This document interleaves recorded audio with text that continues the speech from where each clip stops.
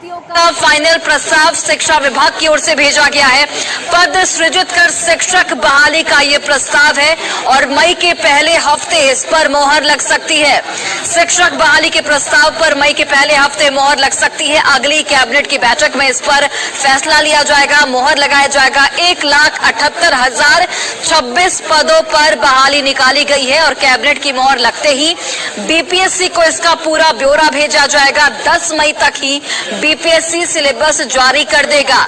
Syllabus से परीक्षा pattern की यहां पर जानकारी मिलेगी। तो बड़ी जानकारी शिक्षक बहाली को लेकर शिक्षा विभाग ने कैबिनेट को प्रस्ताव भेजा है। शिक्षा विभाग ने वैकेंसी को लेकर यह प्रस्ताव भेजा है।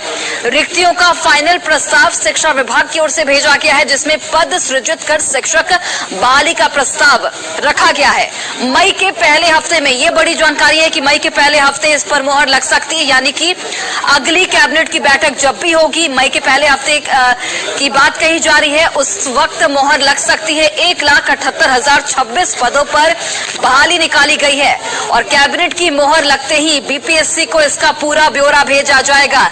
10 मई तक ही बीपीएससी सिलेबस जारी कर देगा और सिलेबस से परीक्षा पैटर्न की जानकारी मिलेगी।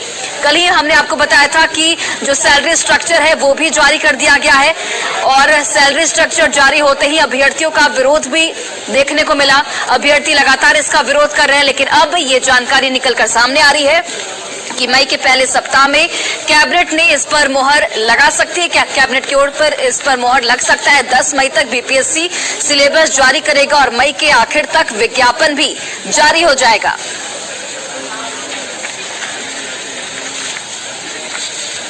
तो बड़ी जानकारी आप तक पहुंचाने शिक्षक बहाली पर ये बड़ी खबर। शिक्षा विभाग ने कैबिनेट को प्रस्ताव भेजा है। शिक्षा विभाग ने वैकेंसी को लेकर ये प्रस्ताव भेजा है।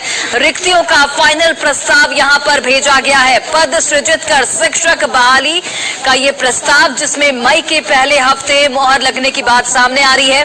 शिक्षक बहाली के प्रस्ताव में मई के पहले हफ्ते पर मोहर लग सकती है। अगले कैबिनेट की बैठक जब भी होगी उस वक्त मोहर लगने की संभावना है। बता दें आपको कि 1,78,026 पदों पर बहाली निकाली गई है और कैबिनेट की मोहर लगते ही बीपीएससी को ब्यौरा भेजा जाएगा। सहयोगी रजनीश जुड़ चुके हैं। रजनीश, मई के पहले सप्ताह कैबिनेट में मोहर लग सकती है। कल ही आपने ये जानकारी दे दी थी और कल जो सैलरी स्ट्रक्चर जारी हुआ था उसके बाद भी विरोध देखने को मिला था, लेकिन अब ये बात साफ हो गई है कि अब कैबिनेट को ये प्रस्ताव भेजा जाएगा और मई के पहले हफ्ते इस पर मोहर भी लग जाएगी। देखिए, कल ही रिक्तियां और उसके साथ साथ जो वेतनमान है उसकी घोषणा कर दी है शिक्षा विभाग ने और उसके बाद आज खबर मिल रही है कि कैबिनेट में शिक्षा विभाग ने प्रस्ताव भेज दिया है, यानी मई के पहले सप्ताह में जो कैबिनेट होगी उस कैबिनेट में ही ये मुहर लग जाएगी। 1,78,026 पदों पर जो है वैकेंसी निकलेगी और कैबिनेट से मुहर लगने के बाद सीधा जो प्रस्ताव है वो फाइनल प्रस्ताव बीपीएससी को चला जाएगा। यानी बीपीएससी उसके बाद जो है मई के पहले सप्ताह में ही सिलेबस जारी करेगा। उसके बाद जो विज्ञापन का नोटिफिकेशन है वो मई के आखिरी सप्ताह में यानी 20 से लेकर 30 मई के बीच में कहा जा रहा है कि बीपीएससी जारी करेगा। कुल मिलाकर जो प्रारूप है, जो रूपरेखा है, उसको लेकर रणनीति बन रही है बीपीएससी के द्वारा। अब सीधी तरह से ये है क्लियर कि नियोजित टीचर हो या फिर शिक्षक अभ्यर्थी हैं, उन्हें अब परीक्षा देनी होगी और एक साथ परीक्षा ली जाएगी।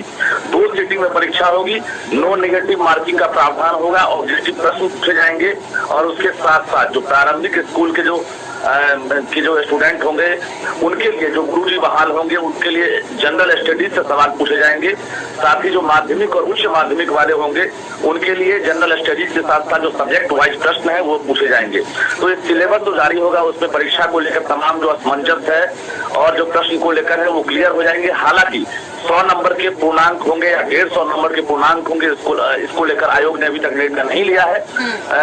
10 मई तक जो है एक बैठक होगी, अहम बैठक। उस बैठक में शिक्षा विभाग से ही प्रस्ताव लिया जाएगा और उसके भी अधिकारी शामिल होंगे और उसके बाद फाइनल परीक्षा को लेकर जो फैसला होगा वो 10 मई तक हो जाएगा। जी रजनीश, जिस तरीके से कल जो सैलरी स्ट्रक्चर है वो जारी हुआ उसके बाद अभ्यर्थियों का विरोध भी देखने को मिला, क्या कुछ संशोधन की गुंजाइश है उसमें? क्या सरकार एक बार फिर से उस पर फैसला ले सकती है, चिंतन कर सकती है?